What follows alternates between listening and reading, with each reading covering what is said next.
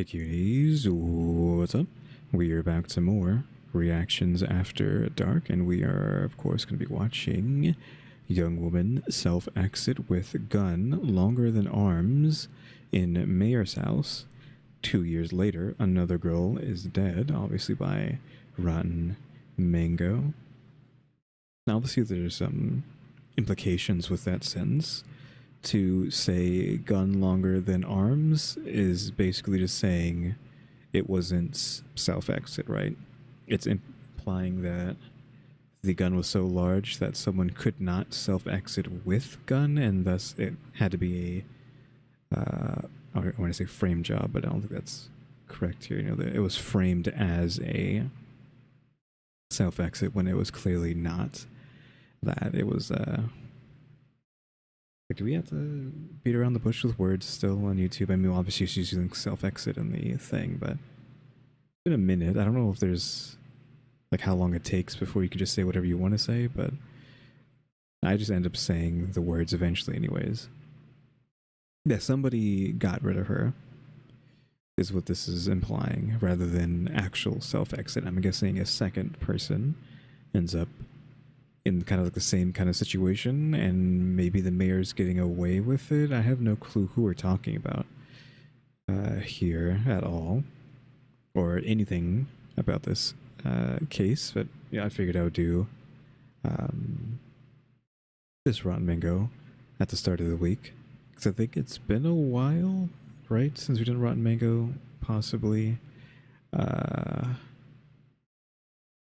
I know we've probably done like a Stephanie video recently enough, but figured to do a Rotten today, just because I feel like it's been too long since we've done a Stephanie thing at all. Of course, no hater segment today, no radical break, which I mean, weird. There's a reason we're not in VR right now, because I don't really want to be in VR, so that's why we're back in the old setup for the reaction here.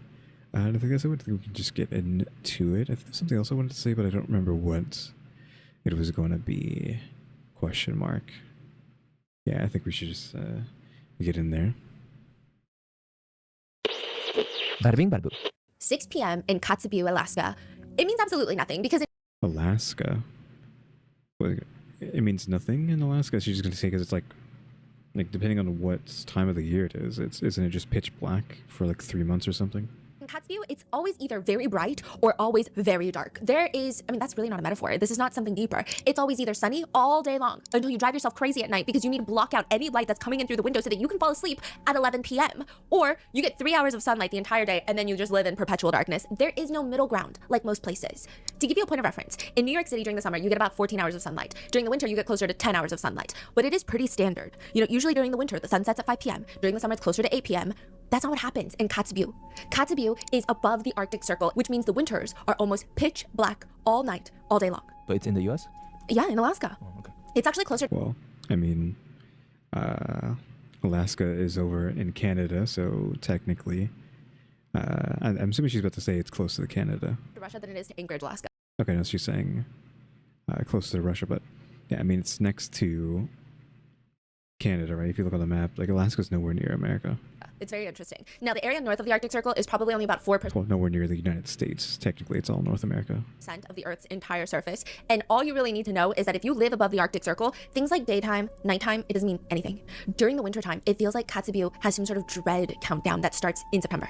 September starts, you wake up, sun rises at noon, 11:57 a.m., noon, when half the workday is already over for most of everybody else. And then the sun sets before you're even out of the office at 3:21 p.m.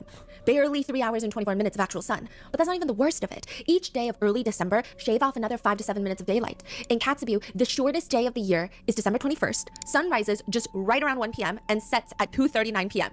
Oh. You get 2 hours and 5 minutes of sunlight, and that's it. And also, this is not 2 hours of high UV, go outside and just get blessed with the vitamin D, just blasting in the summer sun. That's not what it is. The sun does not go more than a few degrees over the horizon, so it feels like a very eerie 2-hour-long golden hour. And then it's just... I don't know about anybody else, but except for probably how cold it is probably miserable. It's kind of like a place I would want to be, like perpetual darkness. I would love that. Not to give anyone implications on me being a vampire or something, but just perpetual darkness, like, oof, chef's kiss, please take me. Just always nighttime, nice. Not that I would be outside, but just knowing that it's always nighttime outside, I would love that. Question mark. But I mean, even here, it's not that, right? Because there's still some sun every now and again. Though isn't there a place somewhere in Alaska that for several months it is just no sun, right? I thought there was a place in Alaska that's just like, yep, you're not getting sun again for 3 months or something. Question mark. There's also that movie, right? Talk about vampires. There's a movie that I think takes place in Alaska where vampires show up because there's not going to be any sunlight for X amount of days, weeks, or so. And they might do this like every so often, because like, or maybe even, I don't want to say every so often, every year, because then they would like know what's happening, right? Yeah, they just show up to this town that is going to be in perpetual darkness for X amount of days or weeks or so, and just start killing people. Question mark. I forget what it's called. It's just gone. And sometimes it's not even just pitch black. There's a lot of residents, they say that they actually prefer pitch blackness in the winter, but they have these hours that they call blue hours. And everything is like a really haunting, intense, saturated blue. It's not bright, it's not dark, but it's just like everything is a blue tint. During the winter, Alaskans have a term called big dark. It's just like a heavy weight that you feel during the wintertime. Even though there might not be anything inherently wrong, you just feel like everything is wrong. It's likely due to the melatonin production in the body. And serotonin also crashes when there's less light input. So you have surging melatonin, falling serotonin, and Alaska has one of the highest rates of seasonal depression in the entire country. Someone who moved to a town north of the Arctic Circle thought, it's gonna be easy. It's gonna be easy to acclimate because, quote, I knew it would take some time to acclimate for it, but I thought I prepared. I love the cold, I love the dark. I've always wanted to go somewhere dark and cold because I feel like I would thrive in this climate. Well, cold, no. I mean, I live in Texas, so no. I'm fine with the heat, but again, like, put the nighttime moonlight directly into my veins, please. Dead wrong. I did not realize how much humans rely on light and dark cycles. I've tried to become more physical. I don't. Question mark. Again, get me out there. Physically active by going on daily walks and taking all my vitamin D supplements, but my mind is beyond fucked. And then the minute that you adjust, it's time for summer. Starting in May, Kotzebue suddenly never gets dark. The sun rises at 5:53 a.m. and then it sets at midnight. Damn. You have nearly 18 hours of sunlight, but that's just the beginning. And that would be like the worst bit, right? It's like, oh yes, perpetual darkness, like, oh, perpetual sunlight now. It's like, okay, get me out of here, right? Like, I don't want the sun. I want just nighttime all the time. Eventually, the sun is going to be up for close to 23 hours. That is crazy to be living Yes. in a place like this. And when that, 23 hours of the 24 hours, that doesn't mean that you have that 1 hour of like pitch darkness. It never really transitions into dark either. So it just always feels like daytime. And that is when a call is made. I mean, that's also kind of cool too, right? Just like your days are just always sunny. Question mark. I don't know. I'd want to be over there. Don't they have? I mean, this might just be not correct information, but some people might be like, oh, I need to run over to Alaska now. Don't they have I don't remember what you would call this. Yeah, what would you call it? Just, I don't know, just being alive income, we'll call it. I don't know, like, don't you just get X amount of money somewhere in Alaska, or if not just all of Alaska? I don't want to, like, say that specifically, right? Because it's not true, right? You take whatever I'm saying with a grain of salt. Like, you're alive? Cool, here's $1,000 every month for the rest of your life. If you're, like, an Alaskan citizen, question mark. I can look that up, but I don't know what it's called. I'm going to look it up right now. But I looked it up. It's worse than I thought, but it does exist. It's like, I just looked at the name. It's PFD or something. Like something dividend. Where the oil companies, question mark, is that correct? Probably even shouldn't be talking about oil right now. Cause that's just what it said, I think, right? Give the citizens, if you've been a citizen there for at least a year and you plan to stay a citizen, $1,000 to $3,000 every year. So it's just an annual payment of like $1,000 to $3,000, I guess, depending on how much they want to give for the year. I don't know. So it's nothing crazy like I was thinking. I thought it was like a monthly payment. No, it's just an annual payment that you just get for free for being an Alaskan, because of whoever is wealthy, I guess. Just like, hey, let's have all the wealth of Alaska be divided or something. You can make it sound as nice as you want it to sound, but whatever. Again, 1,000 to 3,000. That's fine. It's not you can't live off of that. Question mark. But I guess free is free, right? Because assume income tax on top of that, right, would be nice. You're already getting like 1 to 3 every year, and then plus whatever you're getting back from tax. Assuming you're not making a lot of money. Question mark. Yeah, I was expecting it to be like monthly. Like if you were around or knew about, what was it, the election? I don't remember which election it was, but Yang. I mean, I guess Yang ran for like 2 in a row, didn't he? He probably didn't even make it through the second one. I mean, but Yang, he is a guy who was running for president in the United States a while back. During the Hillary and Trump run, right? It was that one. I was hoping he would win, but of course. Like nobody really pays attention to Yang. I don't think anybody, it doesn't matter who's like running against him. It's just like no one's really paying attention to them. He wanted to institute monthly livable income or something. I don't know what he was calling it, but you just get like what Alaska does, but like monthly, right? Like maybe like $1,000 monthly. Like we probably should not make it 1,000, maybe like 500. Something substantial, but not so substantial that you just don't do anything for the rest of your life, right? You just use that, and then that's it. All right, because in the society, it has to have people working for it or whatever you want to say. But yeah, he wanted to do that if he got into office, or at least I guess he would try to give monthly, just free monthly income to everyone. Of course, that didn't happen. Probably something that will never happen, but it just is tangentially related to what's going on here, because we're talking about Alaska, and Alaska has the annual thing, and then that leads to the monthly thing with Yang. Question mark. Anyways, though, we can get back on track. We're about to talk about, actually get to the subject at hand, right? We're about to find somebody. Darkness. It never really transitions into dark either, so it just always feels like daytime. And that is when a call is made to 911. 6 p.m., May 2018. 911 gets a call in Kotzebue that someone might be dead. Might be. 2 officers from the local police department, they drive up to the house in question. They walk up to the front door, and it doesn't really strike them as the type of house where something bad is happening inside. They swing open the front door. It's open. And in the living room, there are 2 small children watching SpongeBob on the TV. It's kind of like a weird feeling. One of the officers gets one of the kids' attention. Did someone call the police? One of the young boys points to the bedroom door. Okay, very strange. The officers start walking closer to the door in question. It's partially open, and when they peer in, there is a man holding a woman's body.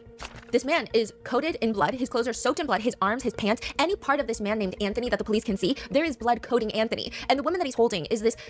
Is Anthony just a random person? Small 25-year-old Inupiaq indigenous woman. She's in a... Also, we're only 5 minutes in. I was talking for like so long. We're like, the video, like my video is 14 minutes. This video is only like 5 minutes so far. Like, whoops. Blood. His clothes are soaked in blood. His arms, his pants, any part of this man named Anthony that the police can see, there is blood coating Anthony. And the woman that he's holding is this small 25-year-old Inupiaq indigenous woman. She's in a fetal position. There's this .22 caliber rifle laying nearby, and the officers glance around, and they do notice blood splatter on the floor, the dresser, mattress, blankets. There's even a few plastic totes on the ground nearby. That's covered in blood splatter. She's been shot under her chin. Her name is Jennifer Kirk, and she's now dead. The man holding her body, Anthony, he speaks up first. He's her boyfriend. He says he was in the living room watching SpongeBob with the 2 kids when he heard this pop sound go off. It sounded like a firework inside the bedroom. So he runs in, he finds her on the ground bleeding heavily from her head. Quote, "I have no idea what happened." The investigators, they place Jennifer's body into a body bag to transport to the medical examiner's office. I mean, obviously you're going to assume, okay, well, guy did it, right? Question mark, but like, who knows? Right, it's just weird that the kids are just there, but like, maybe like literally he was just in the living room with them, that heard that and told them just sit here and just keep watching, so they possibly don't know what's going on. Right, they're just like, oh, let's keep watching SpongeBob. That bag is sealed with a tag, number 00-10959. The investigators, they notice a few things. I mean, first, they pull out a tape measure. They measure the rifle from the tip of the barrel, so this is where the bullet comes out. It exits the gun at that point. Yeah, I was going to say, like, where you said it's like an actual rifle, not... I was expecting a shotgun. Like, usually, oh, yeah, shotgun is, like, pretty long, right? But no, we're like an actual, like, hunting, question mark, rifle is going to be pretty long.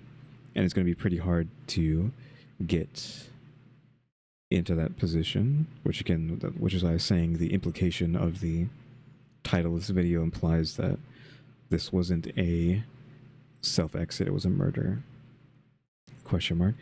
Though, I mean, I'm not going to go talk about that, like the ways of how you would try to do this with something so long, but or no, because it's silly and we're not going to be silly. And then the tip of the trigger, not the handle, not the other end of the gun, the trigger. You need to press this for the gun to fire. It is 27 1/8 inches long. And then they measure Jennifer's arm. Jennifer's arm is 26 inches and 3/16 inches long. Her arm is shorter than the trigger to the barrel. Her arm is shorter than the gun, but they believe she self-exited. Okay. Well, we weren't counting her fingers or hand there, so I don't know about that. That might just been like Stephanie not adding the hand to that. But we still have to add our hand and fingers, right? To that distance. Then don't at the morgue, as the medical examiner unseals the body bag, number 00-10959, they notice red markings around Jennifer Kirk's neck, and there's clear handprints around her neck. So Jennifer Kirk did not just sustain a fatal gunshot wound. Okay, strangulated. She was strangled before she died. The investigators, they do not ask the next obvious questions. Instead, they close the case within 1 day of investigating, and they state that Jennifer Kirk sadly, tragically, self-exited. Oh yeah, because of the mayor thing, right? So it's the mayor had it covered up. Is it Anthony the mayor though? Question mark? I wouldn't have assumed. But it's in mayor's home, so he must be the mayor, and those are his kids, and I don't know who she is though. They don't ask the man Anthony to test his hands or his clothes for gunshot residue. They don't look into his past because he has a past record of abuse and SA. They barely question him. They don't canvass the neighborhood. They don't interview anyone that might know something. They also don't go into the house and turn it upside down, searching every square inch for any sort of evidence. Because after all, it would be kind of weird to search the mayor's house, right? Okay, so Anthony Richards, the man covered in blood, Anthony is the mayor. is the son of Clement Richards Sr., the mayor of the Northwest Arctic Bureau. How could a Okay, no, he's the son of the mayor. mayor's son ever turn out to be a killer? And even if they find another body in that house 2 years after Jennifer Kirk, do they really need to do something about it? Oh, almost forgot. We gotta mute the audio there. I didn't expect it to start there. I feel like once too many people start showing up, you gotta do something, right? You can't just let too many bodies show up at the mayor's house and be like, oh yeah, no, everything's fine and dandy. To thank today's sponsors who have made it possible for Rotten Mango to support the Manilac Association. They are an indigenously operated nonprofit that provides high quality, culturally relevant health, social, and tribal services in the Northwest Arctic Bureau. This episode's partnerships have also made it possible to support Rotten Mango's growing team, and we'd also like to thank you guys for your continued support. I will say that there is this huge expose done with ProPublica and Anchorage Daily News with the journalist Kyle Hopkins. It's so informative. They went and they spoke to so many people in town. They did investigative boots on the ground, investigative work, and it's just a great piece of journalism, so please go take a look at that. With that being said, today's case involves mentions of self-exit, DV, gun violence. However, the biggest thing to be aware of, it involves missing and murdered Indigenous peoples. There's going to be especially sensitive conversations about institutional racism, systemic neglect, police negligence, misconduct, prosecutorial failures. So please, if you feel overwhelmed, take a break, and I will see you in the next one. Statements and quotes have been condensed for brevity. Everything researched for this video was found publicly available, and that is in common statements, speculations, and accusations are not our own and are only mentioned for comprehensive reporting. So with that being said, nobody has been charged, but I have my opinions. What? I mean, as usual, right? When did this video come out? A few days ago, right? One day. Well, literally yesterday. So yeah, it's potentially hasn't even been like full 24 hours, but I think it has. I'm recording this pretty late at 6:30. Video has to go up in an hour and a half from now, which might not even make that with how slow we're going in reacting to this. Too many things. It's like, oh yeah, no one's been charged yet. It's still an active case. I gotta start watching some old stuff. Right, but even then, if I'll watch old stuff, it might have been done the moment the thing had happened, and thus will still be, yeah, the case is not closed yet. No one has been given a verdict or whatever you'd say that. So I need more stuff where it's like, okay, this is what happened. We got the guy. He's in jail, or he's been eliminated because of the law or whatever, etc., etc. Can we have like more of that, please? Being a political figure is all about how you deal with a scandal. Almost all the time, it's a scandal that is caused by their own actions, but nevertheless, it is how they bounce back from the scandal. It's not even about the scandal itself. Sometimes it requires you take the shit that is thrown at you for good reason. You deserve shit thrown at you. Well, then you Uncensored S words back to back. Is it free game now? On YouTube or what? take it and you throw it back at somebody else. You think I'm bad? Go look at that person. Did you see what they said? Sometimes it's all about ignore the giant elephant in the room. You ignore it so much that everybody else gets used to the elephant being in the room. It's like how you forget how to blink or breathe because you're just always doing it. You're always breathing and blinking without addressing it. So everyone forgets that the elephant is in there. And then once in a while, someone will walk into the press room and go, holy shit, there's an elephant in here. And everyone go, forgot about the fucking elephant. Or sometimes the comeback requires going to jail and serving your time. It feels like most mayors have their scandal at some point in their careers. Are you really a politician if you're not probably in the Epstein files? Former mayor of DC, Marion Barry, thankfully not in the Epstein files. I will say that this is historically one of the biggest mayoral scandals, and this is not me saying that this is like the worst thing a mayor has done. It's just historically known as a massive mayor's scandal. It's the crack scandal. And I will say, for... What are we talking about with that? What do you mean by that? The distributing... Why couldn't I not say the word distributing of narcotics to certain areas? Is this what we're talking about? I don't know it known. I don't know this mayor or what it was referred to as the crack scandal, question mark, but I can make assumptions of that, you know, distributing said narcotics to certain locations by the government on purpose, question mark. All that Marion Barry and all that he did that was kind of bad, okay, because most and all mayors seem to be bad. There always is some level of corruption. The standard is all mayors are bad. Some just do a little bit more good than bad for their own citizens. What about Arnold's, right? What did Arnold do that was bad? He was the governor, right? Is that what he was? That's not necessarily the mayor, but what did he do when he was in office? Anything bad, question mark? It does need to be noted that Marion Barry had some very bad streaks. Marion Barry was the former Washington, D.C. mayor, and he was known as the Chocolate King of the Chocolate City. They called it the Chocolate City. And he did, I will say, like, people love Marion, but he was known for having a lot of hot takes. He offended Polish Americans by calling them a slur. He then stated that he would like to, quote, do something about these Asians coming in, opening businesses, those dirty shops, they ought to go. And do something about these Asians coming in, opening up business, these little dirty shops. They ought to go. I just say that right now. Then he offended Filipino Americans by pointing out that there's so many nurses immigrating from the Philippines into the United States to, you know, save lives. And he says, and no offense, but let's grow our own teachers. Let's grow our own nurses so that we don't have to be scrounging around in our community clinics and other kinds of places, having to hire people from somewhere else. So he managed, to piss off a lot of communities, but he loved his own people, and for that, a lot of people just could not fault him. As mayor of DC, he increased the share of government contracts awarded to Black-owned businesses from 5% to 40%. He also required private corporations doing businesses in Washington, D.C. to appoint women and minorities to leadership positions. One tribute about Barry's work says, quote, single-handedly expanded the Black middle class in D.C. and created a generation of Black millionaires in a time when economic and cultural segregation was rampant. He was also notorious for like driving around the city, and if he saw someone on the street, he'd be like, do you have a job? And they would say no, and they'd get a job by the afternoon. He wanted everyone to have a job. Yeah. Wow. I would hope that his discriminatory remarks against Asians, Polish people, I mean, I hope it was a big learning moment for him, a moment of growth. But regardless, he won re-election countless times. And regardless of these remarks, he just keeps getting How many times can he be reelected as mayor, if we were to say countless times? elected, and he honestly did change the trajectory of so I'd assume it'd be just like everything else, only 2 terms, but can you just be mayor forever? Question mark, if they just keep electing you? There has to be a limit, no? many families' lives, probably with generational impact. Like ultimately, Marion Barry did a lot of good. But then he smoked crack, and this was a huge thing. So for years... Is that it? I thought it was like, okay, like a major incident, like, you know, the government distributing narcotics, which I guess wouldn't make sense with this guy, but... Federal investigators, they've been trying to get Barry on something. You have to wonder if it's almost like they chose their target and they're just waiting for something to come up so that they could take Marion Barry down. They didn't like that a Black Democrat kept winning mayor for Washington, D.C. When was this? Oh, this was a long time ago, decades ago. He's since passed. Okay. But this is probably one of the biggest mayoral scandals that there ever was. This is like back when mayors did regular crimes of corruption and drugs, and now they do like Epstein crimes. So, you know, they get Mayor Barry's ex-girlfriend to come in, the feds, the FBI. And she's also under pressure. The FBI are being overwhelmingly nice to her. And she agrees to set up a hotel room outfitted with 2 secret cameras, courtesy of the FBI. And just 3 days before Mayor Barry is going to announce that he's going to run for mayor for the 4th term, he walks into the hotel room and he... Is this his girlfriend, they said? His girlfriend set him up? Really? That's kind of messed up. wants to rekindle this relationship romantically. She denies. Especially because there's just another strange woman sitting in the corner of the room. Her name is Juan. Okay, so no. Like, was it rekindle the relationship? Maybe they are together, but like, it's rocky? Question mark? relationship romantically. She denies. Especially because there's just another strange woman sitting in the corner of the room. Her name is Wanda, but her name's not really Wanda because she's an FBI undercover agent. And so she's sitting there and she's like, oh, I'm just a friend of your ex-girlfriend. Do you want to smoke crack? Ex-girlfriend. Mayor Barry is like, no.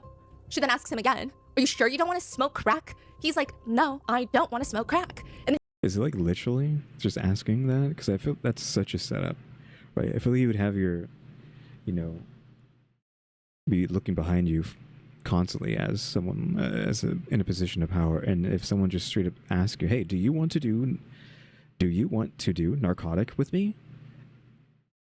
Please, would you like to do narcotic with me? I think people would just like, okay, no, I'm not gonna do this. You're clearly a plant, right? I'm not doing this. And then she brings it up again and again. And finally, Mayor Barry picks up the crack pipe, inhales twice. I always did that. Why? So this one's like lame, right? It's like you didn't even get him like actually doing it. It was just you being so persistent with, you know, like, please do crack with me. And then it's like, okay, finally he does it. Like, I don't know why he would even give in. Just because some stranger asks you 1,000 times.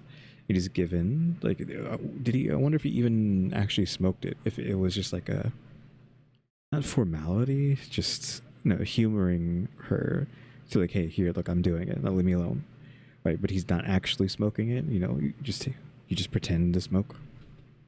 I'm kidding. I always did it. And a second later, the door is kicked open. FBI agents, DC police, they arrest Mayor Barry, to which he responds, and this is now the viral quote, goddamn bitch set me up like this. Set me up, ain't that a bitch? I'll never be able to goddamn bitch set me up like this. Set me up, ain't that a bitch? Calm down. Those were his words. And that's why people love Mayor Barry, okay? Like, people love Mayor Barry. And then he looks at I don't know. That was still kind of dumb, right? Again, if someone's asking you over and over again to do something, clearly it's a setup. They set him up. They literally said it. I mean, I don't even know how this is not entrapment. It's just straight up entrapment Maybe it is, but at this point. That's She crazy. asked so many times, are you sure you don't want to smoke crack? So why the fucking girlfriend sold out like that? I think they were scaring her. Oh. I think they're scaring the shit out of her. Now, I do want to know, crazy. Mayor Barry did a lot of drugs. Like, it is a truth. He's done a lot of drugs, all various sorts of drugs. This was a huge scandal back then because of yeah, to just get him doing drugs on his own. Like, what the heck? Why do you gotta have some woman coming in there and be like, hey, please do the drugs with us, please. I beg you, please do the drugs. Like, come on. is racist. So first of all, the setup itself is disturbing. I think it's entrapment. And then instead of the articles afterwards just saying, oh my gosh, our mayor was caught doing drugs, which would have been the headlines had a white mayor been caught doing cocaine, there is the persistent racism of a black man smoking crack, which, by the way, I just want to note that there is a sentencing ratio of 100 to 1 between crack and powder cocaine, which technically the molecule high is like the same thing, which means if you have 2 sugar packets of crack, you get a mandatory 5-year prison sentence. Meanwhile, you'll probably see an influencer do more than that of cocaine in a Carbone or Nobu bathroom on any given Saturday night.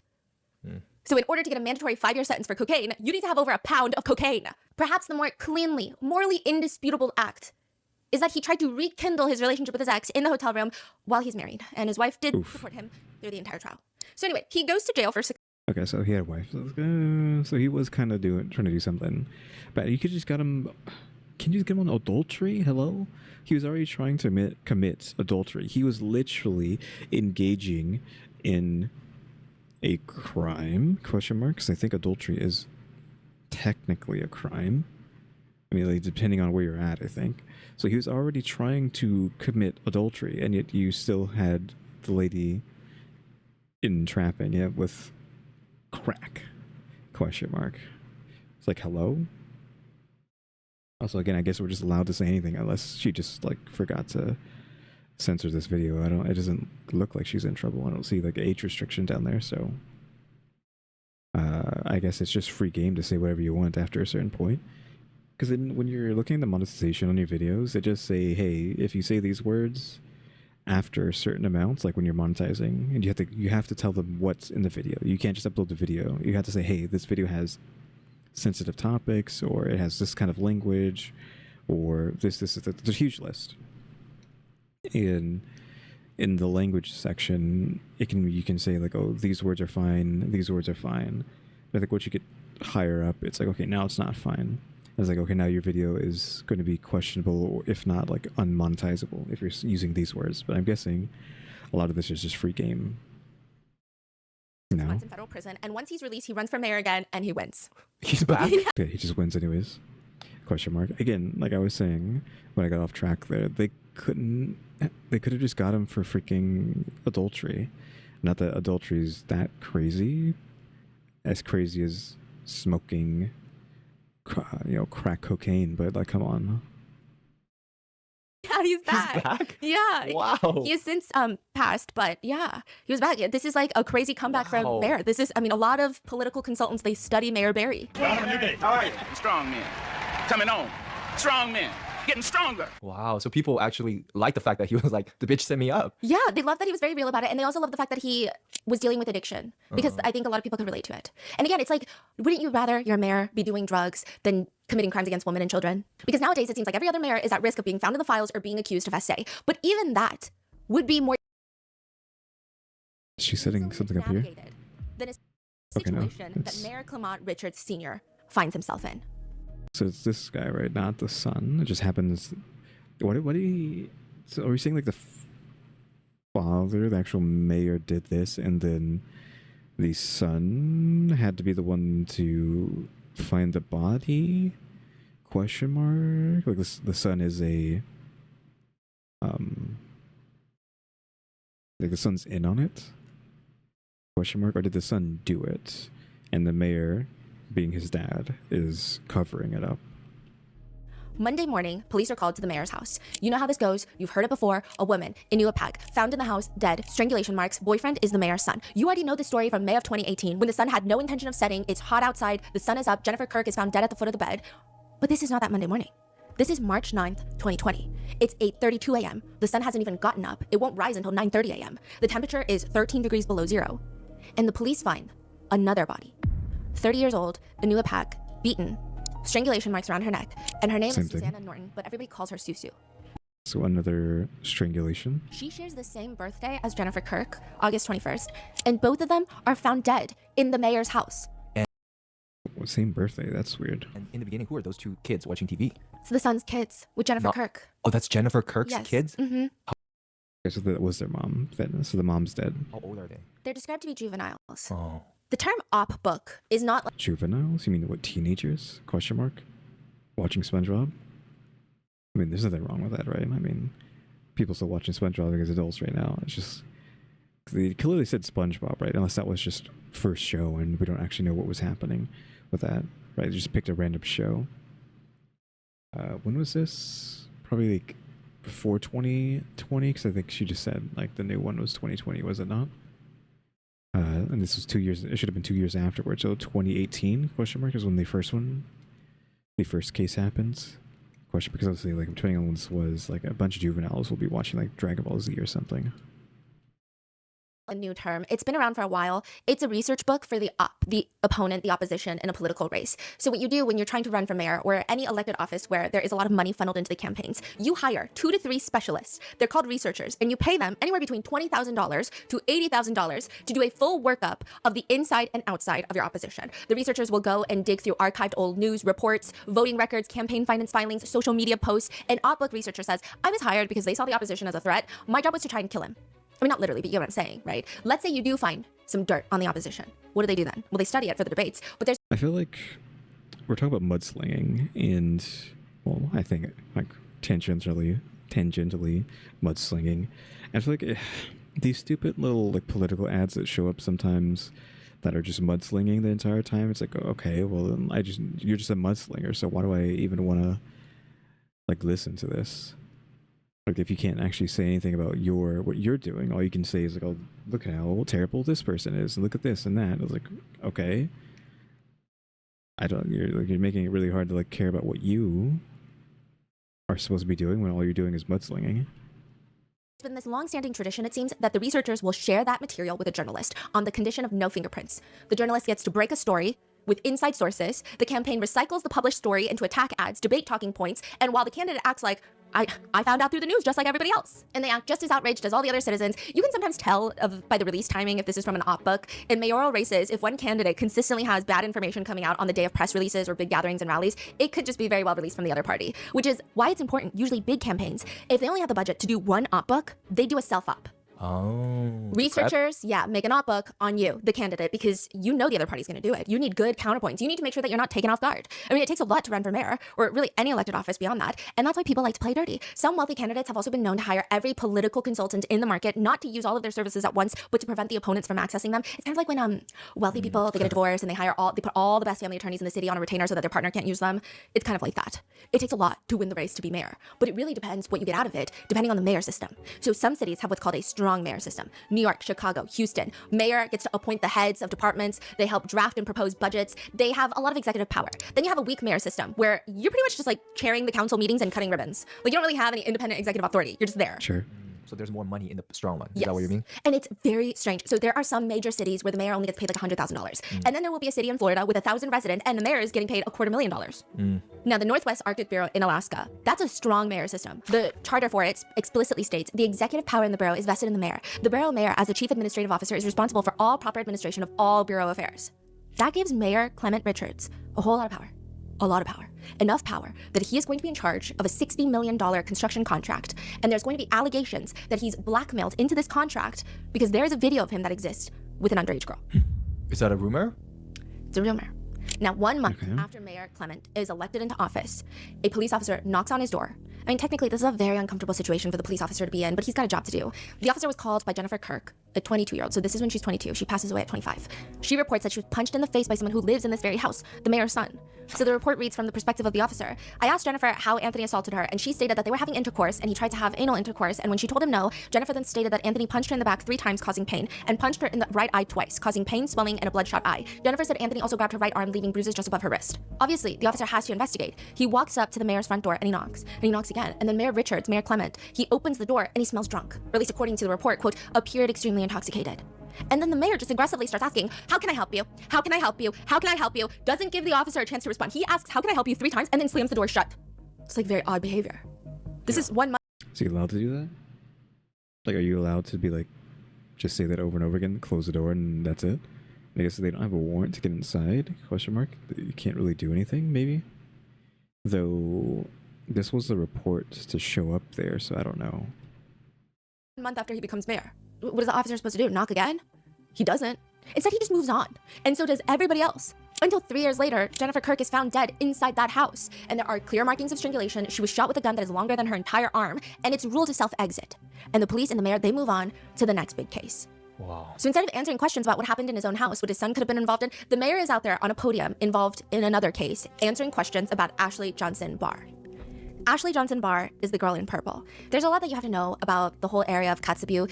Girl in purple? It's closer to Russia, like I said, than Anchorage. It's a very isolated area. It's part of this like frying pan-shaped peninsula in Alaska, and it's actually believed to be one of the oldest continuously inhabited settlements in the Americas. The land should belong to the Inuit people, and they do comprise of roughly 75% of the population, but of course it's stolen land. But a lot more on this later. It's a very small population where, yes, the trope, everybody knows everybody. And it's true. It's also true that September 6, 2018, everybody knows that 10-year-old Ashley Johnson-Barr does not come home. And everybody knows Ashley Johnson-Barr. People say she's the kid that just seemed to be everywhere. Like she could teleport. Oh, that's the girl in purple because she was wearing purple there. She'll be picking blueberries with her family and then showing up to 5 different church services and Bible studies every single week. If there's a body of water, she's probably trying to change into a swimsuit and swim in it, even if it's a puddle. But that Thursday evening, she goes to hang out at the playground in the town center. And this is not like other parts of the US where kids are not out by themselves. She's got a phone. She's at the town center. This is very normal for kids in this area. This happened after Jennifer's body was found? Or 3 months after Jennifer's body is found. And this case, Ashley Johnson-Barr's case, does make national news. And because the mayor is the mayor of the town that this is occurring in, he almost becomes like this spokesperson for this case. And yet nobody's asking him about the fact that 3 months ago, a woman was found dead on his property. Yeah. And his own son was covered in her own blood. Yeah, how does that make sense? Why is nobody... Exactly. Is it just like he has so much power that it's been silenced from the town? And again, this is a town where, like I said, it's that trope, everybody knows everybody, and Ashley goes missing. And for 8 days, all hell breaks loose. Boats, helicopters, K-9 units are flown into the town to help. The Coast Guard gets involved. At any given time, there were as many as 50 people searching for Ashley. September 14th, 2018, a volunteer spots Ashley's body in the tundra a few miles outside of town. She had been essayed and strangled to death at 10 years old. So very quickly, a 41-year-old man, Peter Vance Wilson, gets arrested. I mean, the first sign that something was wrong with Peter was a relative of Peter's was going to everyone in town is looking for Ashley. And he's... Yeah, but did Peter do it? I mean, he looked like the mayor, question mark. Is he like related to the mayor?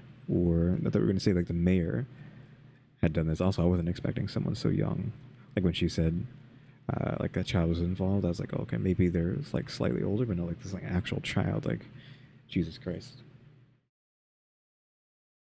Can we do something about the mayor? I mean, we still have to see who actually did it because we're talking about some Peter guy, but...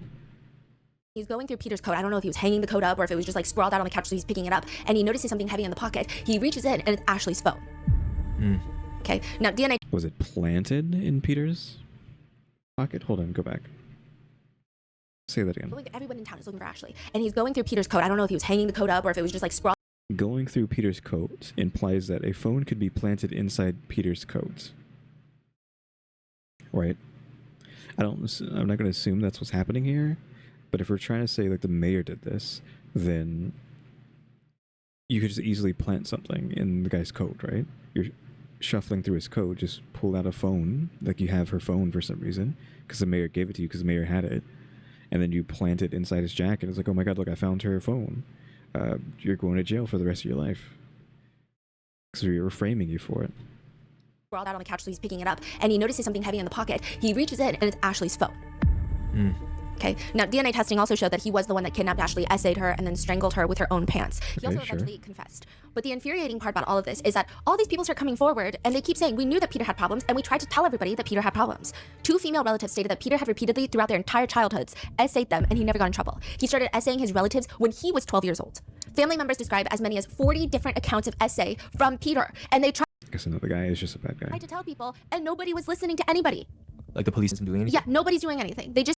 Because... You know, Ashley's father even states, quote, some ladies and young girls sure did try and go and speak up. Guess what happened? Nothing happened. People told them they never did this to you. You're just making up stories. But Ashley's case is monumental for a number of reasons. I mean, I could do a whole episode on this, but people realized how much resources they could actually mobilize. I mean, the way that people came together to find Ashley, how the entire state of Alaska seemed to come together, that means the resources are there. So if the case is there, this should be the reception for every missing and murdered Indigenous person. Not just like once in a while, but every single time. Secondly, there was this sentiment in Alaska that a culture of silence is not going to be tolerated anymore. If someone had taken accusations against Peter seriously, Ashley would still be alive. Many of Peter's relatives would have been safer. Ashley's dad states, our daughter started something. No more silence. I mean, there's just so much more to the case, but I mean, her parents are doing a lot of good for women and children in Alaska. However, one of the most vocal people during the entirety of this case is this one man who just kind of inserts himself into all of this, Mayor Clement Richards. He's all over the news stations when the searches for Ashley... Because like, what does he have to do with this then? Taking place. And it's infuriating because like everything that Ashley's legacy symbolizes, the mayor is exploiting, because if anyone profits from a culture of silence, it's clearly Mayor Clement Richards Sr. Because just 3 months before he makes himself the spokesperson for Ashley's passing, Jennifer Kirk was found dead in his house and he's just sweeping it under the rug. Some people just really make it easy for the police to do their job. Some cases just like are very easy to solve. Or at least that's what it feels like. You get a checklist. Hey, these are the 5 things you need to do. Find the evidence, check off the box. We're going to trial. You're getting a conviction. Jennifer Kirk's case feels like that. It feels so easy. Either the truth is, it's in the evidence that she did self-exit like the police claim that she did, or naturally, there's something else to look into, like the mayor's son, Anthony. I mean, how much more literal with the red flags do we have to get? The police department, in their own report, quote, I noted the rifle from the tip of the barrel to the tip of the trigger as being 27 and 1/18 inches long. Jennifer's arm, they note in the report, is shorter than that. When the police first bring in Anthony into the police station right after finding Jennifer Kirk's body, they interview him. They don't arrest him, they don't interrogate him. They just ask him questions, and they listen to Anthony's side of events, which go like this. I was watching TV with the kids. I heard a pop, and then I saw Jennifer, I had seen Jennifer go into the bedroom, so I freaked out. I go into the bedroom, I see her. I go to the neighbor's house, and I told them to call 911. He states that Jennifer was still breathing when he found her, and, they've been in this very long relationship. Why would he have to go to the neighbor's house to call 911? Do you not have a phone? The mayor's son has no phone, no way to communicate with the outside world. They have kids together who are in the living room, and she just self-exits. He explains it's kind of a long story, and they're like, well, tell us. So she has this court date in her hometown, which is like a few towns over, for a DUI. She's supposed to turn herself in, but she was scared to go. But I keep telling her, like, you gotta just get it over with. You gotta go. She was scared to go, so she just self-exited? Hello? And turn yourself in. I kept telling her that she needed to. And then she starts getting emotional, crying, and like accusing Anthony of not wanting to be with her anymore. And Anthony tells the officer, essentially, I told her not to cry in front of the kids, and I told her to go lay down in the room and calm down. He stays out in the living room watching SpongeBob with the kids, and it's like an hour in when he hears that firecracker go off. So he rushes into the room, he finds that she shot herself, and he explains, this is very Jennifer. She's really... This is very Jennifer? What a... Arrested immediately, hello? Really good at hiding her emotions until it's like an explosion. Why did you go to your neighbor's house to call 911? Well, I couldn't find... I mean, that's what I asked immediately. Like, why would you do that? My phone, so I ran next door. Which side note... Do you not have a house phone? I mean, this is 2018, so maybe they don't have a house phone, but... Your kids' phones? Again, this is 2018, so they probably have a phone, probably were born with a tablet in their hand, right? So your kids' phones... You somehow misplaced your phone. Like, that initial thing does not add up of him having to go to someone else's house to call 911 question mark. And then the, oh, this is so Jennifer. That's such a like a blasé response. Right to say that. Like he might have not said it blasé, but just those words without any tone applied to them just sound so blasé. Like this is so Jennifer question mark. It's just like immediately lock that man up if I heard that. No, the mayor's house is about a block away from the police department, so continuing. What? I thought she was gonna have like some sort of rant about the neighbor's house. What do you mean he could walk to the police? Which side note? Walk to the police station. Yeah, you literally, it's like a 1 minute walk. Sorry, I cut that for like a second, but yeah, it's like a 1 minute walk. Maybe even like a 30-second sprint. Like, oh my god, my wife / girlfriend's dead. Let me sprint my butt off to the cops.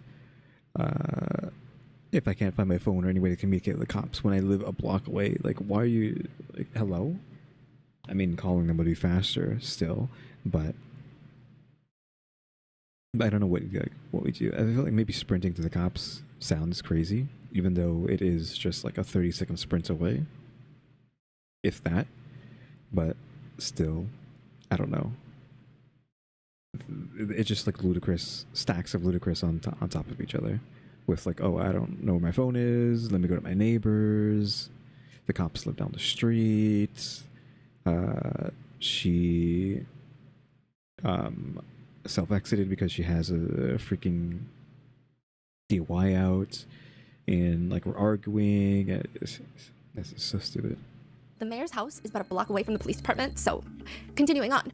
He gets back from telling the neighbor to call the police. He goes back to Jennifer's body and he holds her. That's how it's described. It's described that he does not attempt CPR. He doesn't try to stop the bleeding. He's just like coating himself in her blood, holding her. After what can only be described as a very suspicious story, the police are like, well, you're free to go. We're not arresting you.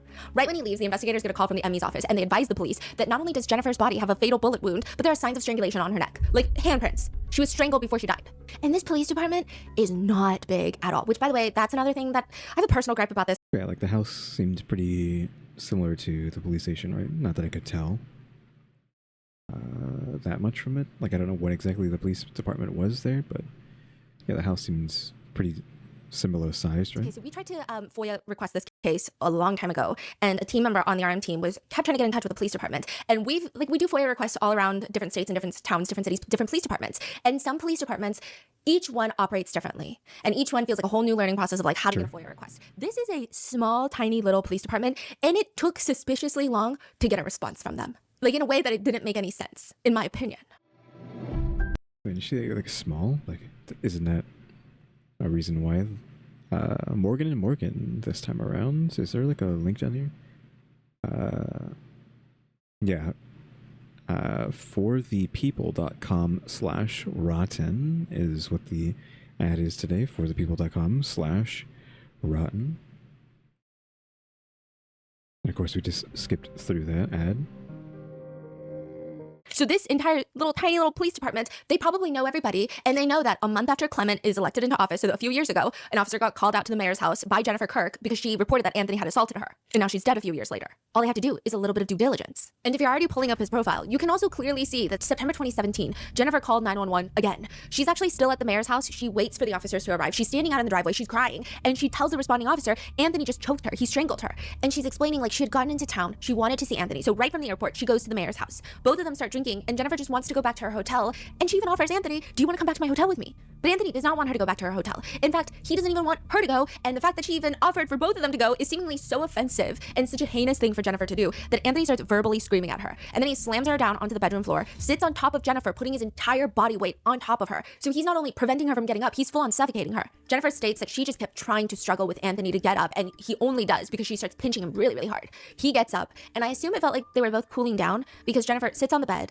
and then she calmly tells him once more that she wants to go back to the hotel. This time, he climbs up onto the bed, pushes her down, and he grabs her neck with both of his hands and starts strangling her. Her vision starts narrowing. She tells the police that she couldn't breathe. She's terrified of passing out.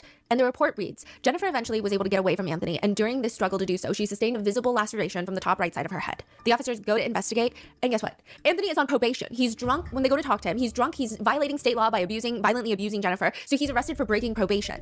And with this, I feel like the police have a pretty At face value, a suspicious story of death. They've got strangulation marks on the deceased, a history of violence and strangulation documented by various criminal charges, and the police officers, they were even trained. Top 10 red flags for domestic violence killings, and pretty much every single one of them checks off. The red Okay, what do we got? Should we read these out? flags consist of victim dies sure, prematurely. Jennifer Sure. Kirk is 25. Self-exit or accident scene. Sure. One partner wanted to end the relationship. Prior history of DV. Victim found dead in a home or a residence. Victim found by current or previous partner. Prior history of DV includes strangulation or suffocation. Partner is the last to see victim alive. Sure. Partner has control of the crime scene. Yep. And body is moved or seen or evidence is altered in some way. Sure. Yeah, so they bring Anthony back in. And they're like, hey, we found strangulation marks on Jennifer Kirk's body. You didn't mention any of that. Do you care to tell us what happened? And he explains that, well, he just blocked out that part because it's just like been a bad day. And he said it was all in self-defense. He said that Jennifer started punching, slapping him on the side of his head. So in order to stop her, he does what any normal human does. He holds her back by her neck with both of his hands. It's like the most reasonable defensive stance. Of course, everybody's done it before. And Anthony says while he's doing this, she's still trying to slap him. Now, when the police are like, well, how much pressure did you apply? He doesn't recall. Did she fall unconscious or not? He doesn't remember. He doesn't remember if he knocked her unconscious or not. We're doing this again, the whole Karen Reed case defense where everyone knows just like I can't recall, do not remember, whatever they were saying. And all of this is happening in the kitchen. This is what he says, which is also kind of crazy because he made this whole thing about like, I don't want her to cry in front of the kid. Is he saying this in the kitchen with the cops? Question mark. And we're just having this discussion in the kitchen with the kids right next door in the living room. But you're strangling her in front of the kids. So Okay, no, he was doing this in the kitchen in front of them. after she might have been maybe not knocked out, Anthony can't remember. And when she does become conscious, she goes to the bedroom, and that's when she dies by herself. Are we going to say that he actually strangled her to death? And then he set up the situation to look like she died from self-exit? Like maybe... It's like, why else would you shoot her? Right? Because not to be morbid here, but he loses his punching bag because he's a psychopath, right? Sociopath, whatever. He's a terrible person. He's losing his punching bag by killing her. So why would he try to kill her? Like, other than just... Because then he has no one to abuse anymore. I guess unless he abuses the kids. I don't know. So I think he abused her too far and actually killed her. I was like, oh shoot, I got to make this look like she killed herself. Question mark. So I think what happened, you can tell that, right? So I don't know if the doctor's gonna be like, yeah, she was killed via strangulation, not the gunshot. You can tell that, can't you? I don't know if they're gonna end up figuring that out or not, but I'm pretty sure you can tell if she was strangulated. If she died from strangulation before the gunshot wound was inflicted. Question mark. That's what I'm assuming played out. He strangled her in the kitchen, she died, and then he took her to the room, shot her, and then called 911. And with that, the police are given a pretty easy pathway to get to the bottom of what happened to Jennifer Kirk. And the entire town gets wrapped up in this hunt for the police department to find the strangler. Authorities are asking for the public's help. Help us find out who did this. Here are the clues that we have. Let's find the strangler when you have a man who has a history of strangulation right in front of you. And it's like, oh yeah, we gotta find the Alaskan strangler. Are you out of your minds?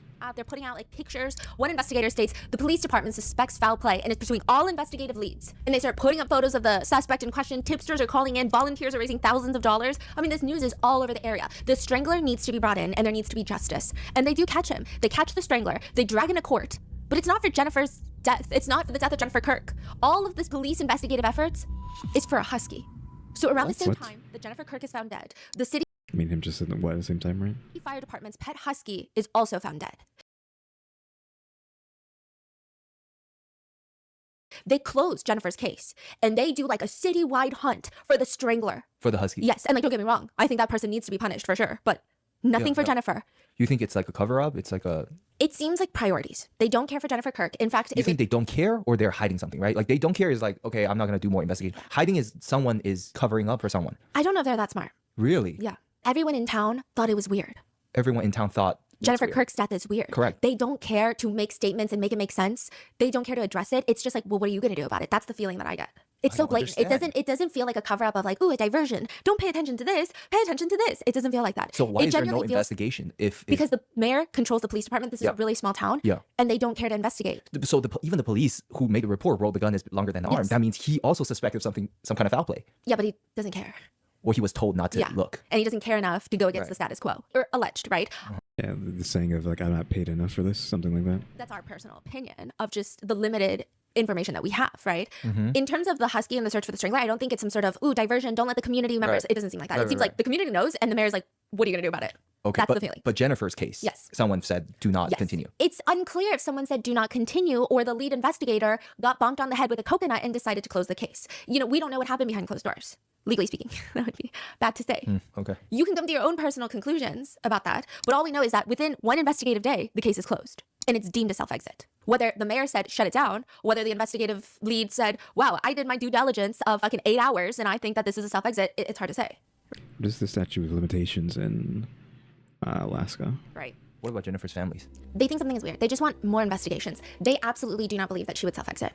She was just on the course. phone with her mom. They were preparing for like future plans. There was nothing to indicate that she is someone that would want to self-exit. And then with all the history of domestic violence from Anthony, like it just, to them, it makes zero sense. Now with the ProPublica piece, the expose, the police are going to come back and say something about Jennifer's death, and I'm going to get into it, and it's so infuriating, but it just feels like to some people, because of the lack of investigation into Jennifer Kirk's death, another person is going to end up dead. Because 2 years after Jennifer Kirk dies, Susu Norton dies. And the mayor's son is going to be in the court once more answering questions about Susu's death. But this time, it's not Anthony. It's a different mayor's son, Amos. Okay, so Mayor Clement Richards Sr. has 3 sons, and all 3 of them have been charged with assaulting women on the mayor's property. What is wrong with this lineage? They all live together? Yes, and it's not just one that's violently abusive. All 3 of them. There are at least 31 criminal cases involving the 3 sons and a total of 6 different victims. All 3 sons have been charged with a combined 16 counts of domestic violence. None of these charges resulted in felony domestic violence convictions. And when you start putting these timelines together, it's actually so disgusting. You want to lock the whole family up in a basement cell and feed them copious amounts of Advil on an empty stomach. It's just heinous, okay? A few months after Jennifer Kirk is found dead, a woman walks into the police station with a right eye that is black and blue. It's swollen shut. She can't even open her eye. What about the dad? Like, is the dad also prone to violence? Question mark. Specifically against women, I'm guessing. Again, what is with the lineage here? Like, how far back do we go and to see that it's just baked into their genes to be like this? She's crying, and she reports that her boyfriend, Amos, the eldest of the mayor's 3 sons, has been abusing her. This is a few months after Jennifer Kirk is found dead on the mayor's property. So the police are like, well, we just found a dead woman on the mayor's property, and now another woman is walking in. She's got clear evidence of abuse, and she's saying that a different mayor's son, you know, the same mayor but a different son, is beating her, and she's got strangulation marks on her neck, just like Jennifer Kirk had. This is Susu Norton, who will soon be killed. She says that her boyfriend, Amos, he's a bit of a drinker. She wanted him to stop drinking, so she poured out his beer. Isn't the other one alcoholic as well? Becomes so enraged, he grabs her by the hair, drags her around the entire house, kicks her repeatedly in the head, stomach, face, back. Her forearms are swollen from trying to protect her head and face while he's kicking her, and she's 6 months pregnant with his child. The incident report states, officer was unable to locate the defendant. That's pretty much it. Within 2 years, Susu Norton, just like Jennifer Kirk, will be found dead. They don't do anything. I mean, what do you expect from the sons whose own father, Mayor Clement Richards Sr., has a felony domestic violence charge? This happened. What do you I need to see the timeline again for that. 6 months. The officer wasn't able to locate the defendant.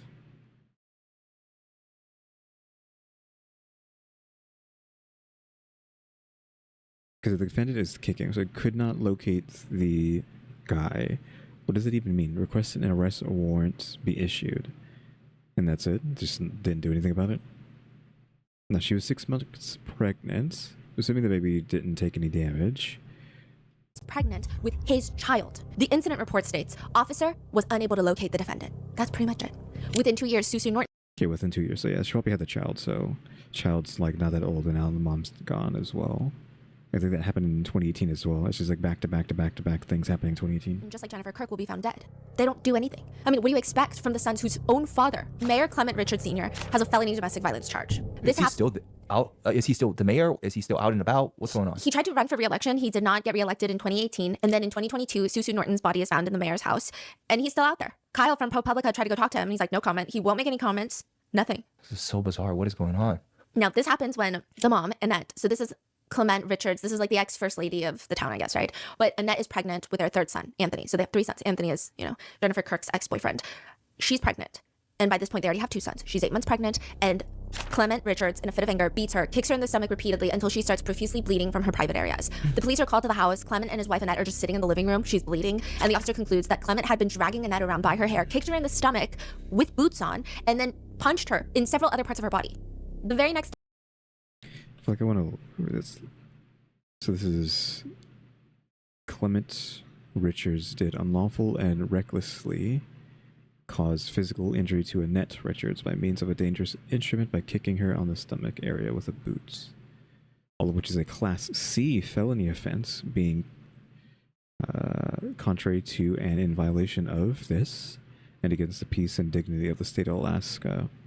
So this Clement Richards is the dad, right? And we're saying Annette is the mom. So he beat the mom to miscarriage. I'm assuming because he didn't want another child. I mean, the two you have.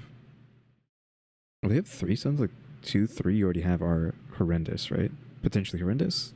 If the third one, the third one does do something, but we haven't talked about what he does. her in the stomach with boots on, and then punched her in several other parts of her body. The very next day, Anthony is born. Clement Sr. pleads no contest to felony domestic violence assault and goes to jail for 6 months. Wait, the child was Born? Clement Sr. What? Bleeding, and the officer concludes that Clement How pregnant was she?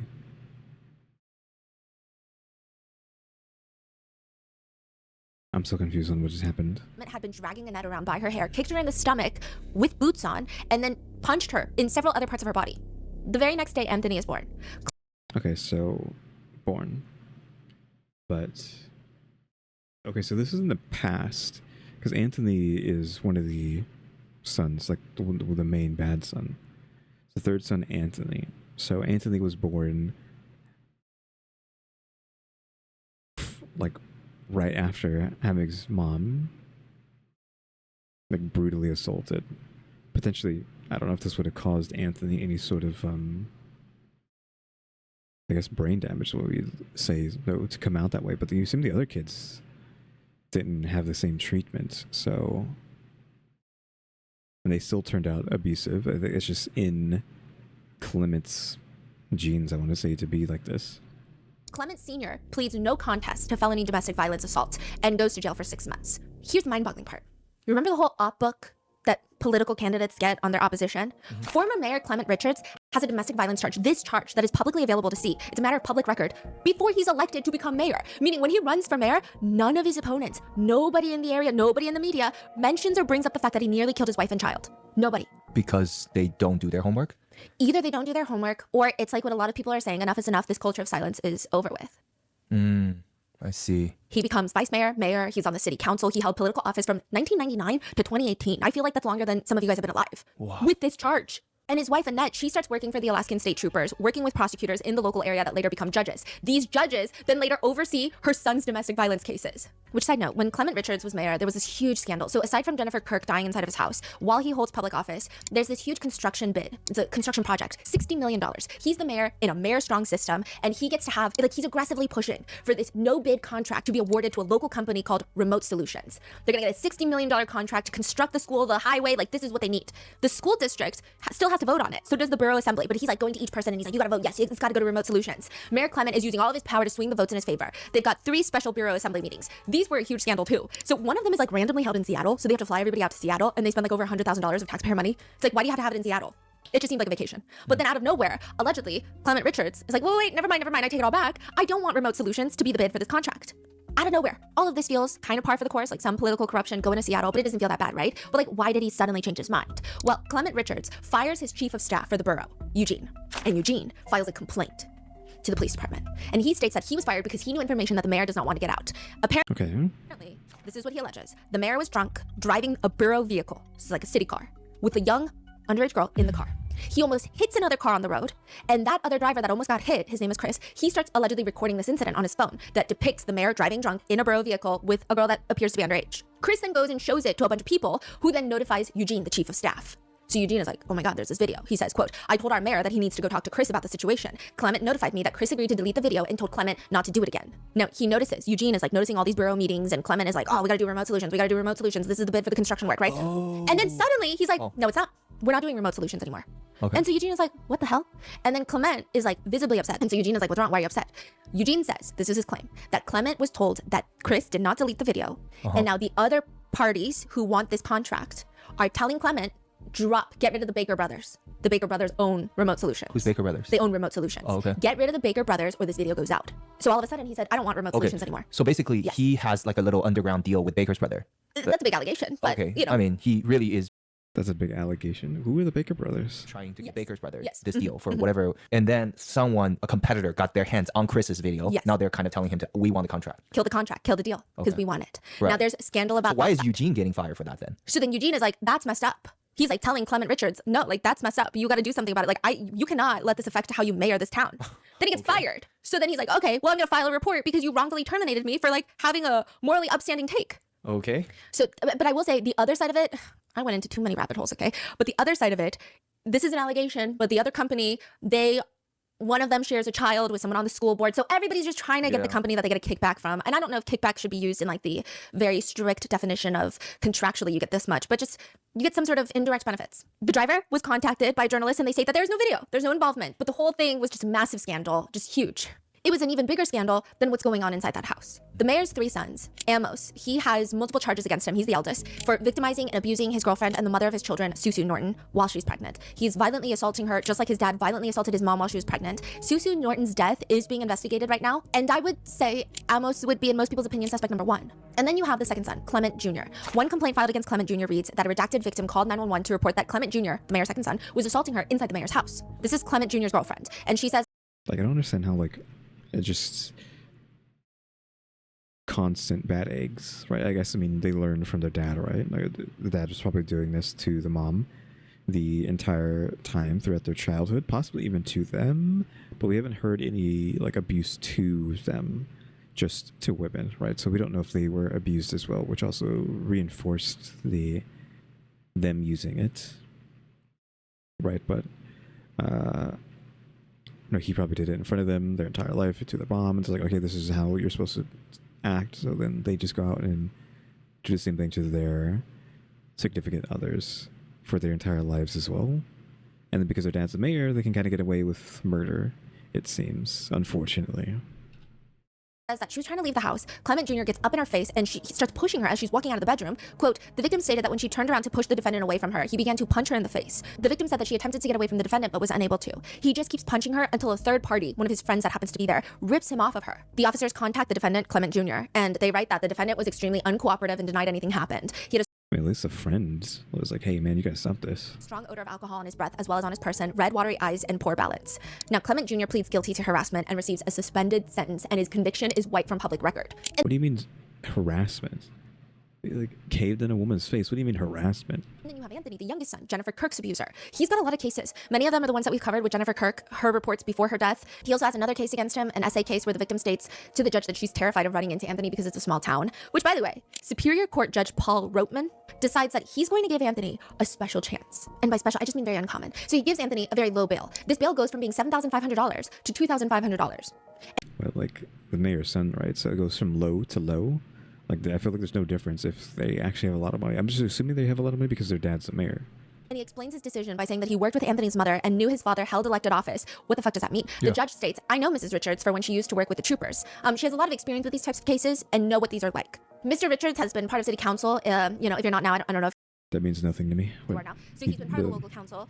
What the judge said. Mr. Richards has been part of city council. If you're not now, I don't know if you are now. So he's been part of the local council. So they're going to be fine third parties, I think. I know Miss Richards from when she used to work for the troopers. She has a lot of experience with these types of cases and knows what these are like. Mr. Richards has been part of city council. If you're not now, I don't know if you are now. So he's been a part of the local community, and they're going to be fine third parties, I think. They're going to be fine third parties? Yes. Okay. This is the system in which all of these little... they violently assault a woman. They get charged with felony assault. And then the judge gives them a low bail. And the judge is like, find third parties, meaning I think your mom and dad are going to make sure that you don't try to run away, that you don't do anything crazy while you're out on bail before the trial. And guess what? A trial never fucking happens because the prosecutors then come in and they're like, hey, plead guilty. And instead of a felony charge, we'll give you a misdemeanor for something like harassment instead of violently kicking someone in the stomach while they're pregnant. They really. That's what I'm saying. Like, how do you turn like brutalizing someone into harassment? You run to town, huh? Yeah. The judge even says, to say that you dodged a bullet is an understatement on this one. Well, to say that you dodged a bullet is probably an understatement on this one. These are pretty serious charges, and I understand the evidentiary issues that were presented, but had those not been there and it had been less complicated, you were facing some really serious charges that involve a lot of jail time. You understand that, of course? Yes. Okay. It just seems like who's dodging a bullet and how are they dodging a bullet? Through you? Judge Paul Rotman declined to comment, and a court spokesperson has stated, judicial officers cannot and do not comment on their cases in order to maintain the integrity of their decisions and to ensure that for fairness reasons their thinking is reflected solely in the official court record without extraneous commentary. Even though the code of conduct for judges state that, quote, shall not allow family, social, political, or other relationships to influence the judge's judicial conduct or judgment. Well, I mean, of course, but that doesn't mean it stops them. So the sheer fact that he's like, why know your parents? Mm-hmm. Yeah. Even after the death of Jennifer Kirk, July 17th, 2020. So this is actually after. I mean, like, just because something is against the law doesn't mean it's going to stop people from breaking the law, right? Just because you tell someone not to do something doesn't mean they're not going to do it. After Jennifer Kirk's death and Susanna Norton's death, there's another filing. After 2 women are found dead in the house. Yeah. Okay? A woman reports her boyfriend scratched her face and kicked her. Her boyfriend being Anthony Richards. What is going on in this house? Yeah. She said that Anthony threw her onto the ground, kicked her, punched her in the face, started kicking her in the ribs, her legs, her back, her butt, causing pain.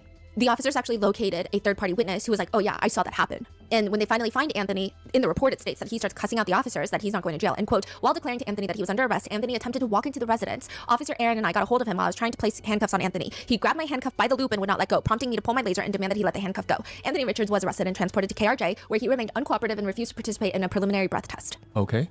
And But he's out now. So these cops, they first get involved. They're like, that's sus. I'm going to arrest you. You're going to get punished. Mhm. And then they turn around. There's nothing going on here. Yeah. Or they arrest them, and then the judge is like, you guys are good, fine people. I see no reason to be suspicious of you. You can be out on bail until the trial. And then prosecutors, remember, Annette used to work with the prosecutors, not saying that there's a connection, but I'm just saying that's an odd thing, right? They'll come in and they'll say, hey, plead guilty, I'll give you a misdemeanor. They do tiny bits of jail time here and there, but barely. Yeah, I don't know if we're like trying to say the mom has anything to do with this either. Like, maybe she's helping them, and maybe it's their children. So, and then of course, Stockholm syndrome and all that nonsense as well. And these judges are actually insane. There's one judge that lowered his bail to $100. $100 while $100? Like literally nothing? he's out on probation. $100. And there's an audio of this where he's talking to Anthony and he's explaining why strangulation is such a bad thing, aside from the fucking obvious. And he says, in talking about the gravity of the situation, what jumps out at me in both of these cases is there was an allegation of strangulation in both cases. Allegation. And that's the reason this was charged as a felony case, and I hope you do understand that you're serving a large amount of jail time, but you are getting away from a felony conviction by taking this agreement, and that's a big benefit to you. But what I was getting at is strangulation is a very serious thing, and it's recognized that way by the legislature. That's why these types of cases can be charged as felonies. One thing I'd point out to you, the natural result of a punch or a kick or kind of your typical misdemeanor assault is a bruise or an injury, that sort of thing. The result of strangulation, if it's not stopped, if a person can't breathe, is death, and that's a serious thing. That wasn't the result in either of these cases, fortunately, but someone who's not trained in the medical profession, that sort of thing, it's a dangerous thing, because someone like you or I, you don't know when to let up and when it might be too late. So keep that in mind. It's like you're talking to a 5-year-old of not to play fight. But also, and one comment reads, keep that in mind. The judge is literally saying, next time you beat a woman, keep in mind strangulation is a bigger charge because you might accidentally kill them. Like, what do you mean keep in mind? And like, what do you mean a medical professional? We're not medical. Yeah, look, if you're trying to spin it to him like saying something bad, you can spin what he's saying into, hey, strangulation is a big deal. So if you're going to abuse a woman next time, don't choke her, just beat her up. And that's what we're trying to spin what he's saying into that. But you could just like, since they're going that way, I think we can go devil advocate the other way and say, no, he just is literally being like, hey, like, you can't be going around strangling people. Like, you got to stop that. Stop it. Get some help. Question mark. Whatnot. But like what I was just saying, just because you tell a criminal not to do something doesn't mean the criminal's going to stop.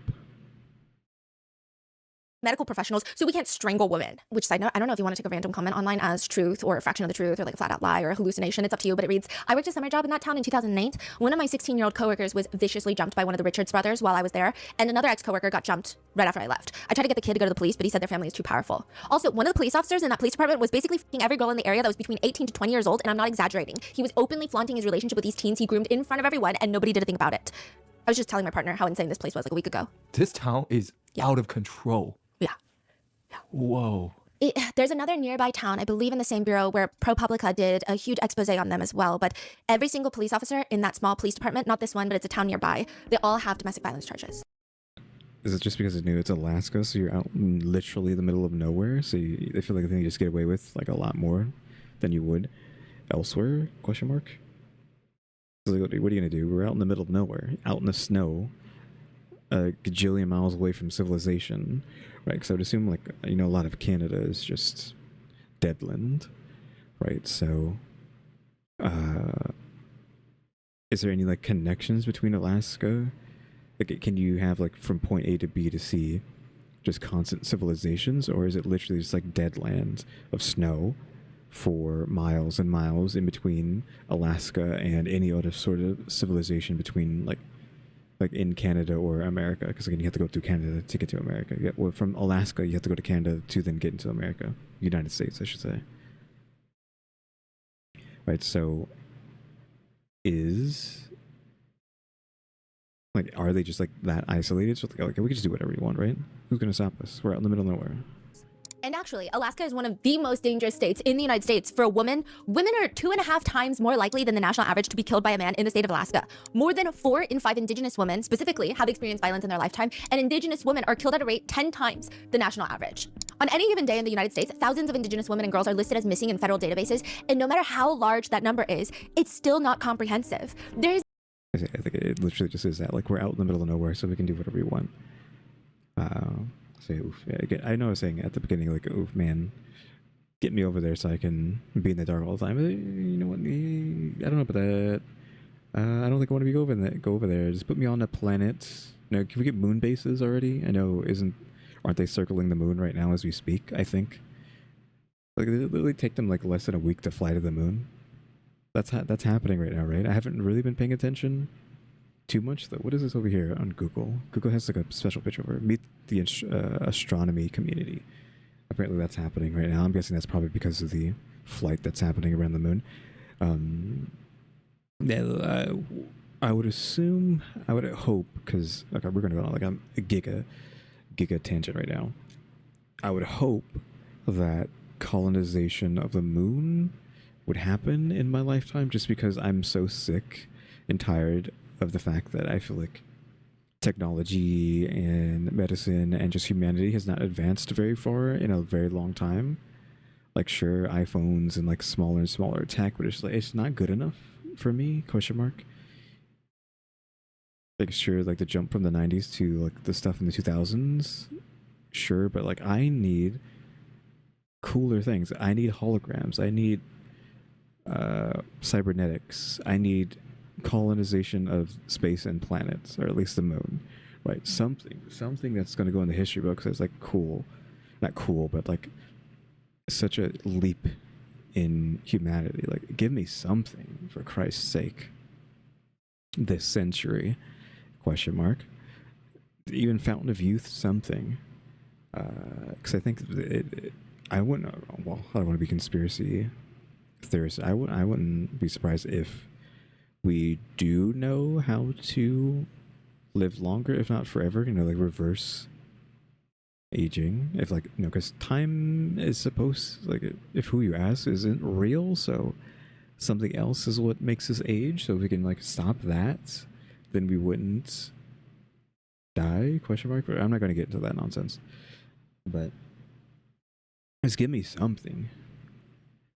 And I think they do want to make us live to like 120, right? I heard that somewhere. I don't know what that was from. Did Neil say that? I don't think Neil deGrasse Tyson said that, but I think someone was saying that they're going to try to make us live to 120, right? So they can work us even longer, so they get more money out of us, or more work in general, right? If they have the ability to make all of humanity slowly live longer and longer and longer, that means they probably know how to make us live extremely long, if not forever. It's just they're choosing not to for, I don't know, money reasons, money's sake. And I'm going on like a psycho tangent here. I completely forgot the reason why we even got on this tangent to begin with. Well, let me think about it. Why did we get to this point? I think it just started with like not actually wanting to go to Alaska. You know, I don't want to live over there with all this crazy nonsense. I mean, all I want is the darkness, which is why I was getting into like colonize the moon, please, so I can live on the dark side of the moon. That hopefully is always dark, at least dark most of the time, so I could have that nighttime that I'm looking forward to. That would be cool. So yeah, please, can we at least colonize the back side of the moon, the dark side of the moon, so I can go live on the moon, off of Earth, because, you know, screw Earth. Just get me on the moon already. I can live in perpetual darkness. Over there, like within like the next X amount of time, but that probably just isn't in the cards. Again, it took them like what, less than a week to get to the moon, I think. Pretty sure it was only like a few days. So if we can get there really quickly already, it shouldn't be too hard to like start colonizing the thing. It's just about terraforming and getting it livable for humans. I don't know if they can try to get oxygen going on there or not. Like, I don't think so. Like, I think I don't think I'd have to do like you know, when you see this stuff in sci-fi, it's just gonna be like a bunch of domes that are sealed shut, right? I don't know the specific term is, but I think it's like an H word and then sealed, something like that. Like that, like living in a bunch of domes in like on the planet is kind of lame, but like anything, I'll take anything. Just get me on the dark side of the moon. Question mark, though, of course you won't be able to see the moon from all the darkness in the sky, right? Because you're literally on the moon. What would you be looking at that point? Does the dark side of the moon ever see the Earth? I don't know. I don't think so, right? So you won't even get to see the Earth on that side. So what would you be saying? Can you see Mars closer? I doubt it. Pretty sure like the space in between Earth and the moon is like 1% of the distance from here to the Mars, so you wouldn't see anything there. So I don't know. Who knows? I guess we wouldn't be able to see the sun either, because the whole reason you're on the dark side of the moon. I don't know. So it's just going to be this void that you're staring at forever? Question mark.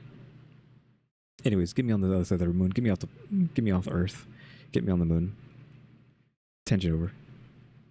There's not even like a way to identify that someone is indigenous when they go missing. It's always like white, Hispanic, Asian, black. There's no way. There's actually no comprehensive federal database that tracks how many indigenous women are missing. There's no reliable count of how many have been murdered.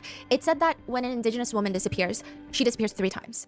In life, in the media, and then in the data. So we're working on a full episode on a few other cases. I mean, a lot of these take a lot of time because it's hard even to get like the FOIA requests, and it's just really difficult, but it all just comes down to this, which don't even get me started on the boarding schools, that they would systematically just eradicate indigenous culture while saying indigenous women, saying that their culture is lesser than other cultures. Meanwhile, you're R-wording them. Every elected official gets up on every single fucking podium, shoves their face inside of a mic, and they promise everyone that there's going to be change. And the only way that they're going to bring about change is the minute that their ass touches the seat of power. So you must vote for them specifically. It's very sympathetic words that are spoken with all of these politicians. And then the execution is completely hollow. It's empty. There's nothing of substance. Do they actually do something? After the ProPublica expose on this case, in an open letter, the police chief states that state investigators reviewed the case of Jennifer's death in 2018, and they found no new leads. The letter reads, to the Katsubi community, since the news articles about several deaths were published by the Anchorage Daily News, past traumas and pains have been reopened in our community. These difficulties are not lost on me or your police department. The tragedy around the death of Jennifer Kirk in 2018 is one of many that weighs on our hearts. We need to advise the public that reading this letter may be disturbing for community members. Many in our community have raised questions or concerns about Jennifer's untimely death. I wanted you to hear from me directly on how the investigator assigned to the case took care to investigate Jennifer's passing and what the process looked like, so you have as much information as possible to make informed decisions about what you read, see, or hear. They allege in this letter that the investigator spent at least 16 days interviewing witnesses, collecting evidence, and following up leads before closing the case. Jennifer's own sister has come out to state that the police failed to properly communicate with the family during the initial investigation. They failed to interview certain witnesses. They even declined to provide the family police audio and video recordings from this closed investigation. Previously, Jennifer's parents were outspoken about stating that she would never self-exit and that the police never even really spoke to her about anything. Also, it was closed within one investigation day. I don't know where he's coming up with 16 days all of a sudden.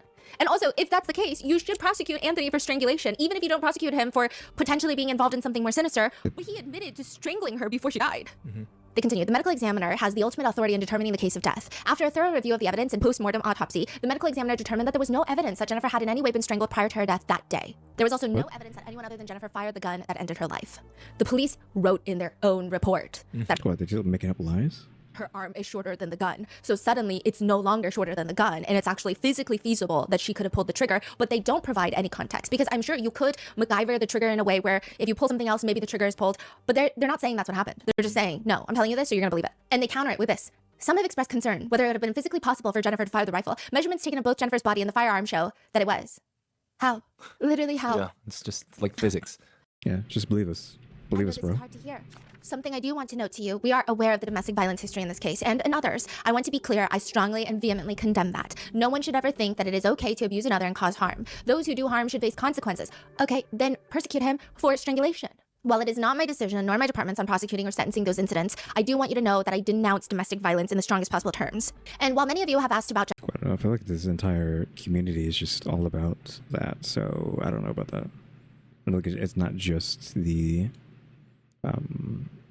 like this mayor lineage, so maybe the entire, just, I don't want to say all of Alaska, but this entire town at least. Jennifer, others have also inquired about Susanna Norton, her ongoing homicide investigation. Susanna is not forgotten. We know that many find similarities in the location, family involved, and other circumstances surrounding her murder. I understand that. As your chief, I want you to know that we have reached out to the Alaska Bureau of Investigations and asked them in 2021 to review the investigation.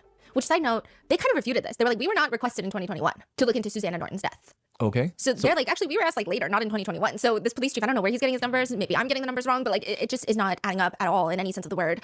I'm sure the Alaska Bureau of Investigations Missing and Murdered Indigenous Peoples Unit will provide updates to us and to the community as they move forward. This doesn't make sense. The same reporter from ProPublica actually reached out to the police chief last year and asked a series of questions. On what day did investigator Millette close Jennifer Kirk's death investigation? May 24th, 2018 is the police chief's word. That's one day. One day. But now he's saying it's 16 days.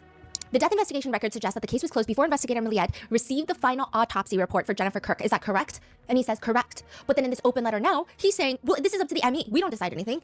So why is he switching up? Jennifer's sister even states, this open letter definitely took us by surprise again, and it was almost like adding insult to injury.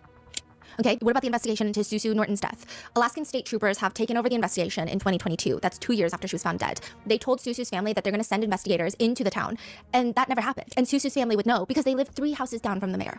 They never came into town. They never investigated. They're not talking to anyone. They just keep saying that they're investigating, and they also released this video on YouTube where they're like, let us know if you know anything. What's the video? It's a state trooper standing there being like, we are taking this very seriously. We are investigating the death of Susu Norton. Please let us know if you've known anything, seen anything. And it's like, isn't that your job? Today marks the anniversary of Susu Norton's murder. She was killed March 9, 25 years ago today. MMIP investigators know that there are people in Kotzebue or connected to Kotzebue that have information relating to this case, leading up to the events and following the events. We're asking for the public's help. If you have any information at all that could be relevant in this case, we ask that you reach out to the Alaska State Troopers. Your information could bring closure and healing to Susu's family, her friends, and the community of Kotzebue. As for Susu's family, they weren't even...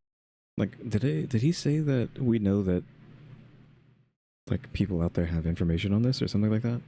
That's what it sounded like. He might have not said that, but if he did say that, it's like, you know who has the information on it. You know who did it. You just have to keep pretending like you don't know who did it to save face with this mayor family, which after a certain point, it's like, why even keep up the facade? Like, just arrest them? Like, what are they going to do? It's just one random guy and his sons, right? Just throw them all in jail. Like, who's going to come after you? You lock them all up. Even told that she was strangled to death. And they live 3 houses down from the mayor. It just feels like there are certain cases where it's kind of like the whole sympathy in words, execution is hollow. Everyone is like, okay, we're going to take missing and murdered Indigenous people so seriously now. So what we're going to do is we're going to create a subunit inside of our police department where the Alaskan State Troopers are going to have their own dedicated unit into investigating missing and murdered Indigenous people. And we're going to name it MMIP. And then we're going to investigate all these cases. And they come out online and they're like, yeah, we're investigating. And I mean, it's just performative, right? then ProPublica goes to the family and they're like, are they investigating? No. It just seems like they're not doing anything. So what's like the latest update on the the previous mayor and the family now. They won't give any comments. They all still reside in that house. And Susu Norton's death is so-called being investigated. Okay, here's another thing, right? So while I do think that the rules around a FOIA request, so in the United States, it's the Freedom of Information Act. If you want information about a particular case, especially like a criminal case, you as a citizen, each state is different. Some states are really annoying. Some states you have to like be a resident of that state. Anyway, you submit a request and you can get redacted case files. They're not going to give you everything. They're just going to give you what is mandated by law to give you. And with Jennifer Kirk's case, there wasn't a lot, but you can FOIA request it because it's a closed case because she was deemed to have self-exited. Now, here's the thing with Susanna Norton. They keep saying it's an ongoing investigation, which means you cannot get a FOIA request on an ongoing investigation because most of the time it's probably not good. They're investigating right now. You should not impede the police on doing their work. But if they're not doing the work, it almost feels like they're doing this so that nobody can get information, nobody can point out things that are weird or ask questions, and then everybody forgets about it and then they move on. Yeah. So they requested our FOIA request for Susu Norton's death, and they're saying, they denied it. Oh, they denied it. Yeah, they denied it, and they said it's because it's an open, ongoing investigation, right? But then I'm looking online, and the family is coming out to journalists and saying, what are they investigating? They told us they were going to come into town, and they haven't come into town. So it's just open. It's not an investigation. Also, I'm just saying it's a really small police department, and the fact that they took so long to get back to us, because usually police departments, if they want to reject you for a FOIA request, it's like they already have a template. They're like, for ABC, bye, you're not getting it, okay? And then you can try to fight it, because sometimes you're like, I don't think that's legally right. You can try to kind of maneuver around it, but no, they took so long. And it didn't make any sense. One comment about this case reads, when it's rich billionaires who jettison themselves to the bottom of the ocean, we've got enough resources and money to send the Coast Guard to the bottom of the sea to retrieve their bodies and the debris. When it's two indigenous women, no one cares. Suddenly there's no more money, no more resources, no bother, no care. This is documented discrimination in broad daylight. Other people are commenting, how is this coordinated silence okay? Like, who's holding these organizations accountable? Why are they allowed to just not answer? Like, why is the former mayor allowed to just not respond to comments? Yeah. And so that is where we are right now with this case. I guess it's like just the area, right? Because you're out in the middle of nowhere. It's even worse because it's just like, okay, we can just do whatever we want. Like, if we could just get enough power, like, who's gonna stop us, right? Someone from the United States literally gonna fly over here to the middle of nowhere in the cold and try to stop us? Question mark. It kind of is like what it feels like. So it's kind of like, maybe just abandon Alaska. You know, people can't really do that, right? But you might want to argue like, maybe we should just leave. Because this place is too out in the middle of nowhere with too much people trying to do whatever they want because they're in the middle of nowhere. Maybe we should get out of here. There's going to be a lot more. We're working on multiple different episodes, but if you live in Alaska, if you live anywhere near this town, call their police department, send in tips, send in requests to the state troopers, interact with anything that you see online about Jennifer Kirk and Susanna Norton. I think police typically don't care until everybody cares. And then they still don't care. They just don't want to be seen as not doing their job. What are your thoughts? Let me know in the comments, and I will see you in the next one. Be safe. All right, so that is going to be that. Again, like I've already said like 100 times, it just seems like because they're out in the middle of nowhere, they just feel like they can get away with whatever they want. Question mark. Because again, like, who's going to come and stop them? Also, I do see the irony of what I was saying earlier of like wanting to be on the moon while I'm using a bunny or rabbit or whatever VTuber model. You know, B-Lock.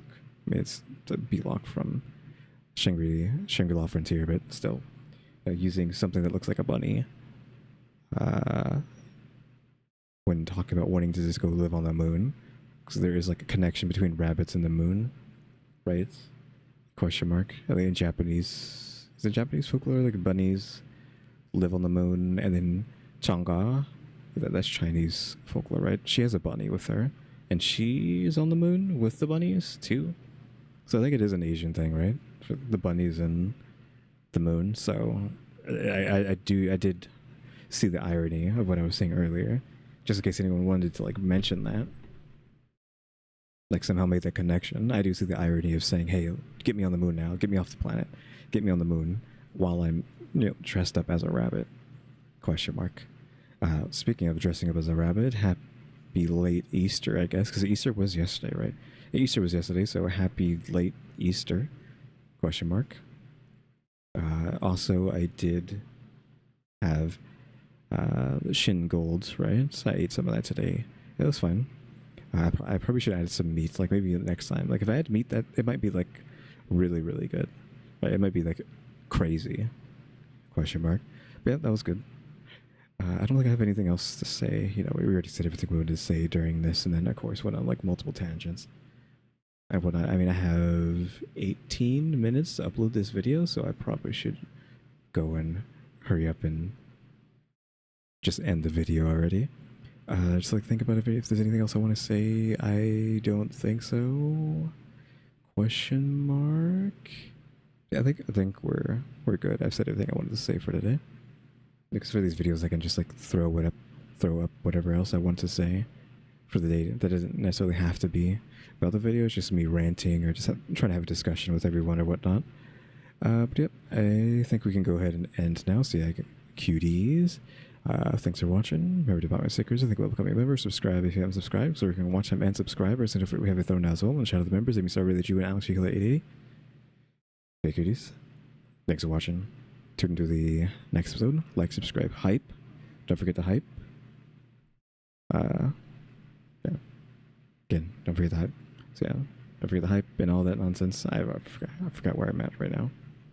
Like where it is. Like whenever I say add a hype to that, I'm like, okay, wait, where did I put the hype? In like the list of things. So yeah, like, subscribe, hype, and comment. You know what to do.